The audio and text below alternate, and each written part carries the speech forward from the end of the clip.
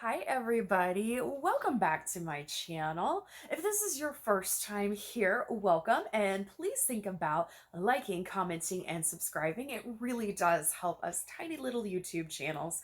And if you are a subscriber, welcome to the third in a series of coffee and cards. Let's talk. Today's edition of Coffee and Cards is going to be about Scarface himself. That's right, Al Capone. So grab yourself a warm beverage, sit back and relax, and we're going to talk about the legend that is Al Capone. More specifically, the legend in his mind. Was he being haunted by someone named Jimmy, or was he just sadly very ill? Was he going crazy? Or is it a little bit of both? Ooh. So, Alfonso Gabriel Capone was born on January 17th, 1889 in New York City. Eventually, he would make the move with his family to Chicago, Illinois, where he became known as a bootlegger. Eventually, he would take over Johnny Totoro's gang.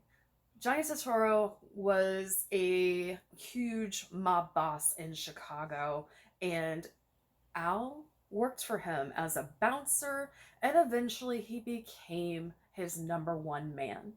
When Johnny felt like it was time to retire or time to hand everything down to a predecessor, he handed it to Al Capone.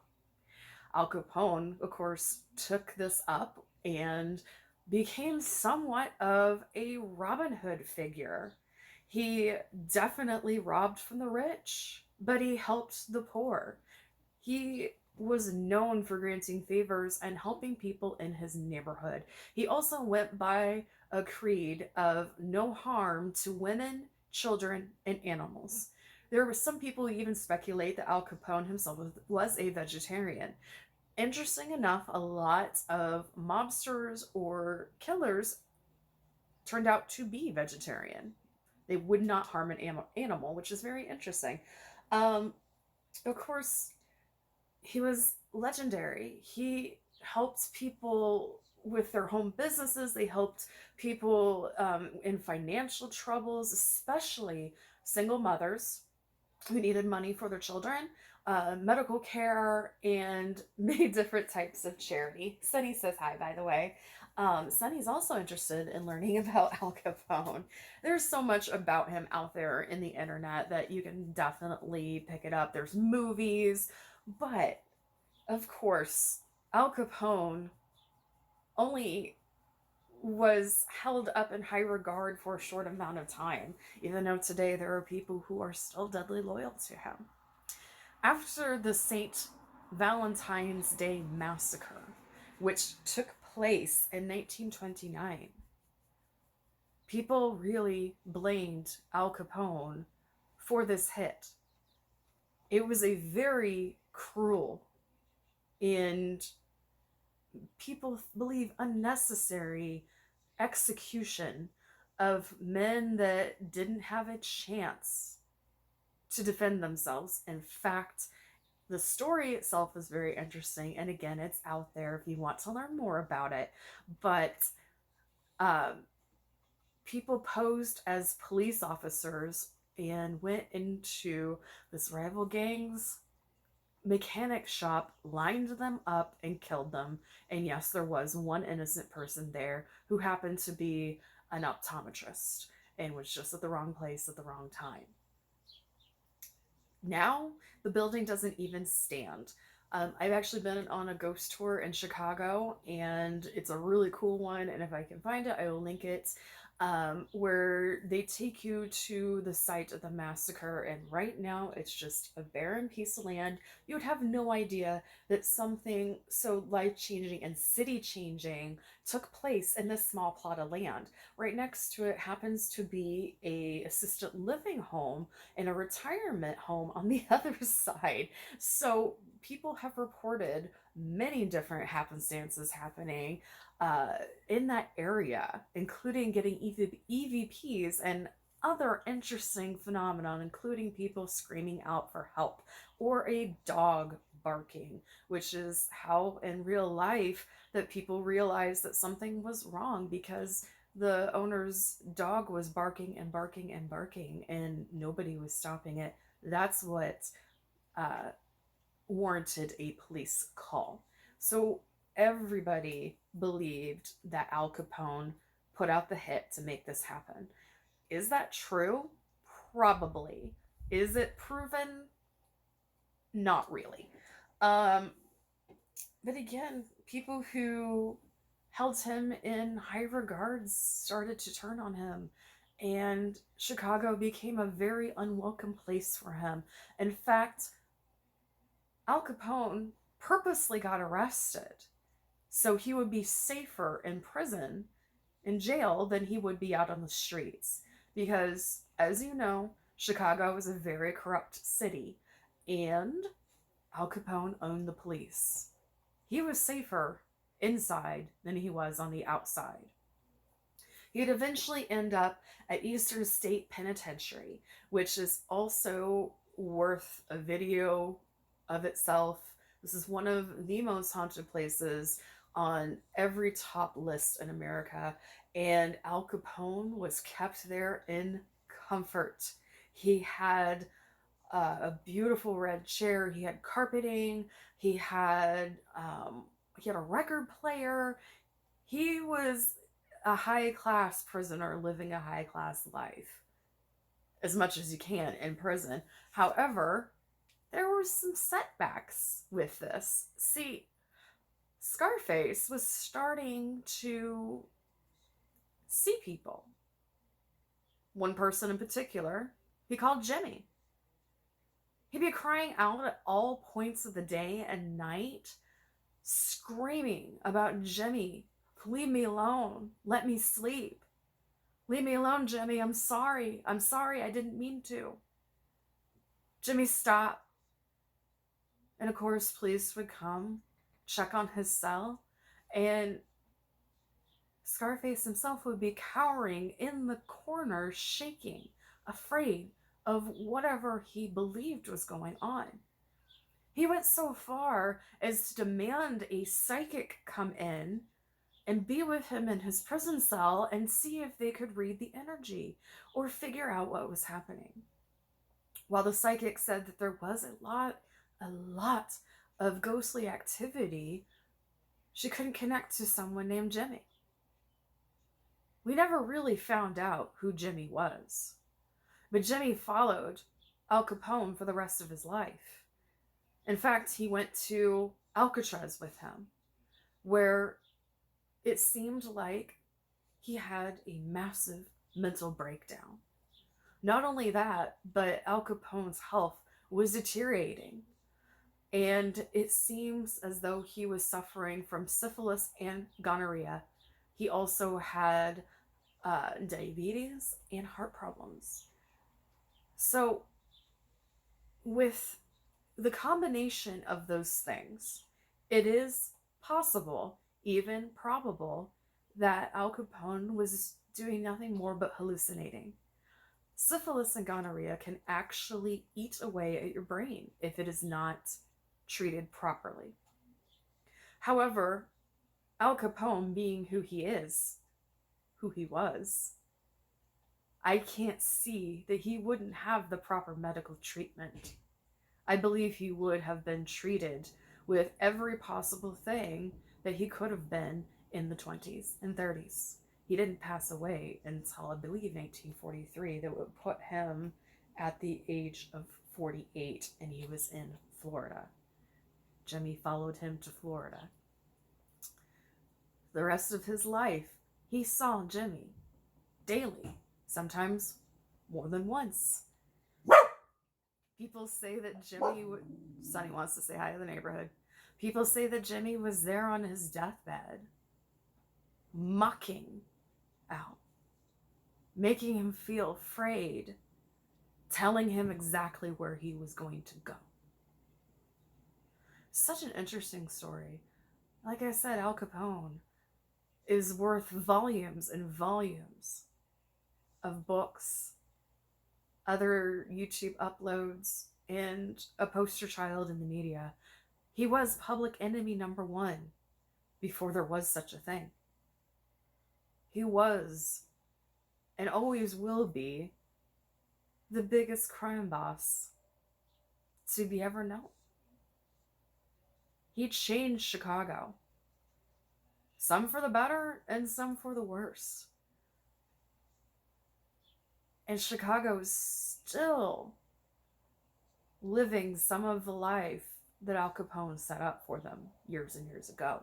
And that includes some of the big arts and literature charities that he contributed to.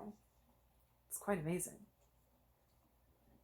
So Sonny and I ask, there's always time for kisses. There's always time for kisses. Sonny and I wanted to take a moment and ask the cards if there was any truth to this. Did Al Capone actually suffer from syphilis? Was his mind rotting? Or was he really seeing somebody named Jimmy that they couldn't even identify? There is one person that they believe Jimmy could be. I realize I might have been saying Johnny for a while, but I mean Jimmy. Sorry. Jimmy could have been the brother-in-law of Bugsy. But we just don't know. We don't know who Jimmy was to Al Capone. But he was someone, obviously, that he was very haunted about in life. We don't know. So, I took my writer deck, and 5 cards fell out before I had a chance to do anything, which honestly made me laugh because I think that was Al making his presence known.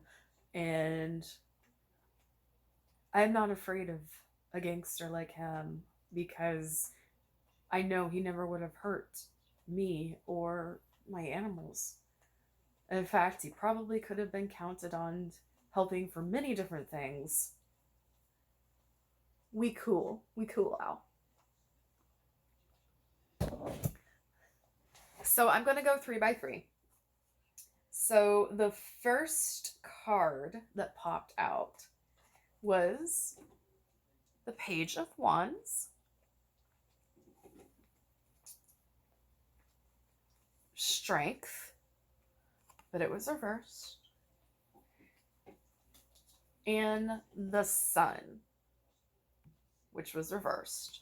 So if you have seen my videos before, I don't typically read reversed unless I'm using the writer deck, because things seem to have a flip of a meaning, both positive and negative anyway. So at the same time, this card is both positive and negative.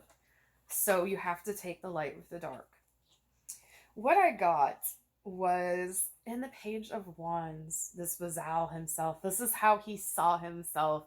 He was a valiant young man who was setting up his own dreams. He was a dark figure, kind of mysterious, kind of sexy in some people's eyes. He was wildly faithful. And while he may have had other women in his life, he was wildly faithful to his wife, but he was also extremely faithful to his family and those in the family. Very, very faithful. He spoke very well. He was educated, and he was charismatic. But he was a dangerous figure to cross. Strength. The Strength card reversed shows quarreling, disputes, deceit. I think this has directly to do with the St. Valentine's Day Massacre.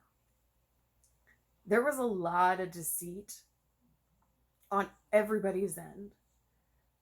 Who knows who actually did it? But there was so much deceit involved that it could not have been just one gangster doing it. It wasn't one family.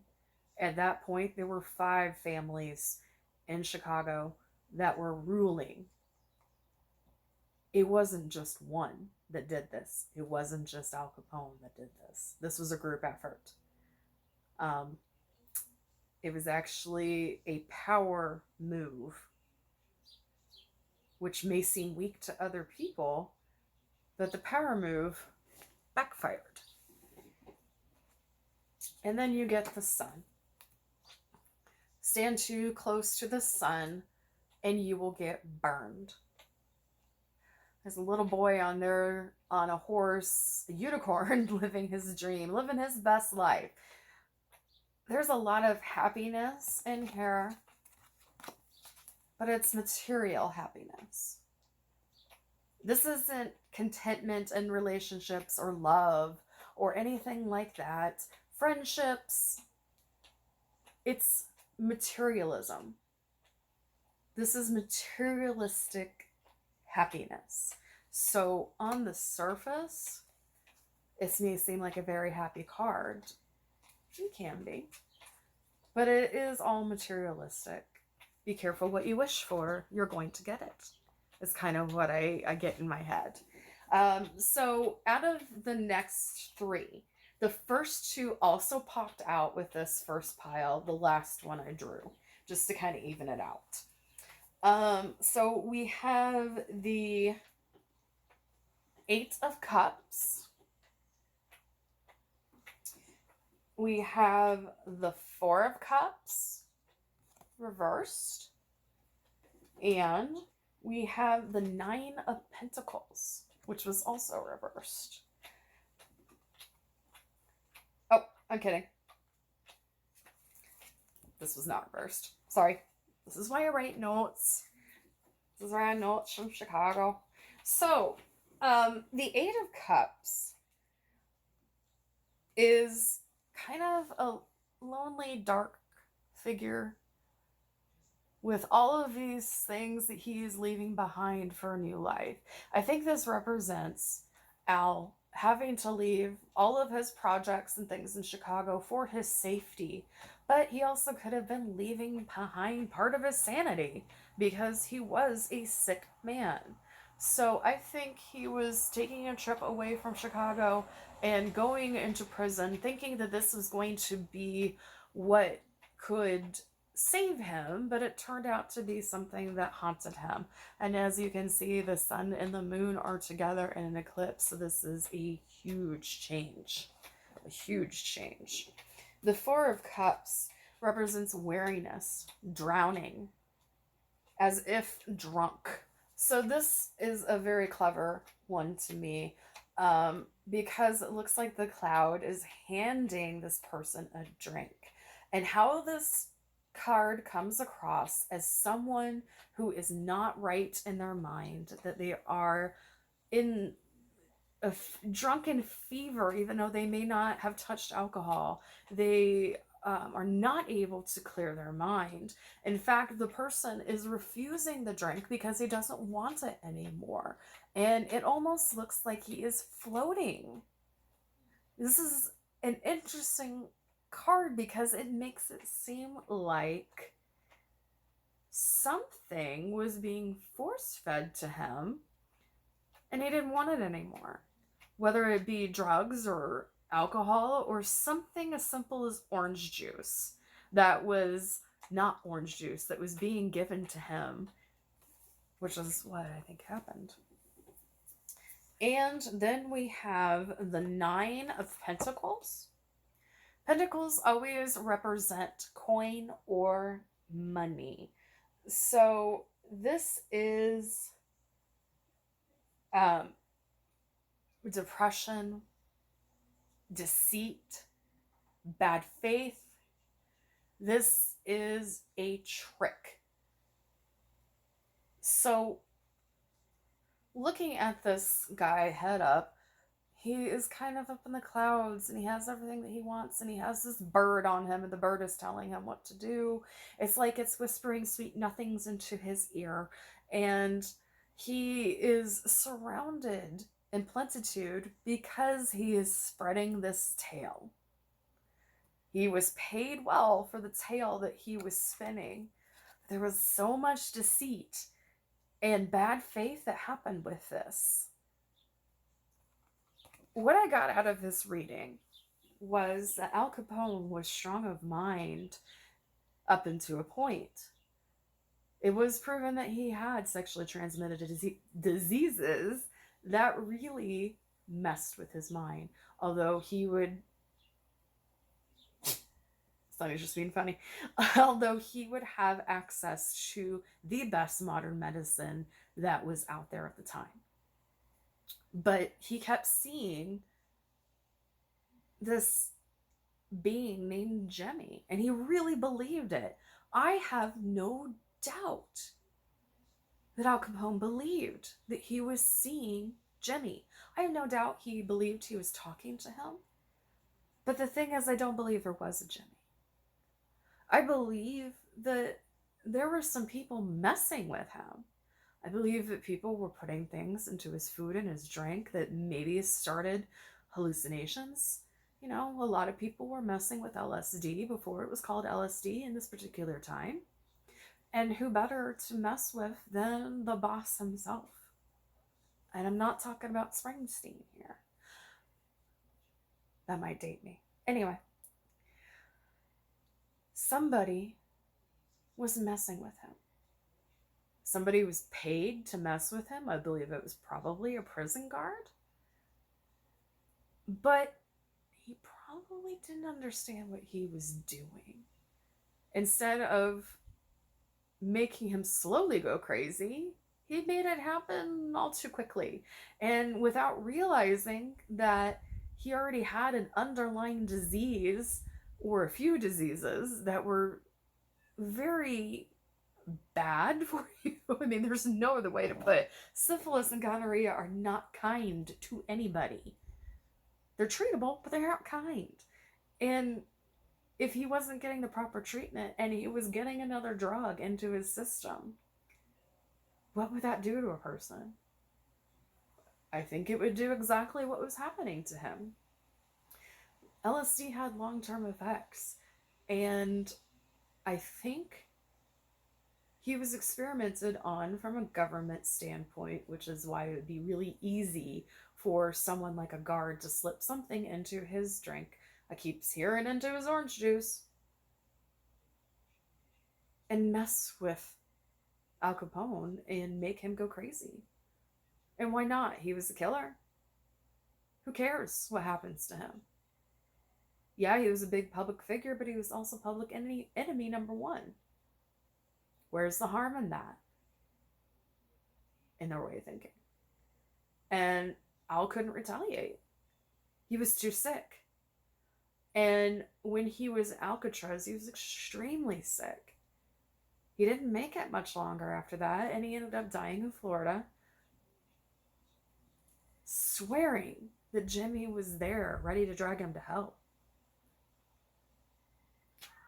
This is one of those times that I believe that he was being haunted by something that was a creation, but not a ghost. I think Al Capone was honestly 100% believing and feeling everything that he described to people. There was a Jimmy to him, but in real life there wasn't. It was a form of punishment. It was a form of experimentation that people were all too willing to dish out to one of the most dangerous individuals in the country. Again, he was just a killer. Why do we care what happens to him? I don't know if there's any more to this story because I really do feel confident in the fact that this was something done to him. I honestly believe and take his word for everything that he saw because he truly and honestly believed it. He was so afraid. And mind control and using drugs to make a person hallucinate is horrible. It's an infringement on the rights. I don't care what type of person you are. You know, prisoners have been experimented on for a very long time. Why would it be any different back then? I think that somebody really messed with him, and unfortunately, it took his mind. And the underlying issues of the diseases he was fighting made it so much worse. He didn't live very long. He was, what did I say, 43, 48 years old? That's not very old. I wonder if he hadn't been given these drugs or these hallucinogens or whatever they were putting into his orange juice, that he would be alive a lot longer. You know, he didn't take great care of himself, so maybe not. We don't know. But it's such a mystery. What are your thoughts on this whole Jimmy case? Do you think that Al Capone was really being haunted by a man named Jimmy? Do you think it was literally just a hallucination and a side effect from him getting sick from syphilis and gonorrhea and his underlying heart condition? Or do you think somebody really could be putting drugs into his orange juice or whatever to experiment on him and make him hallucinate? Leave your comments down below. And remember, every day that you wake up is a gift. Use your time wisely. Until later, we will do another coffee and cards soon. Until later, goodbye and have a great day or night wherever you are.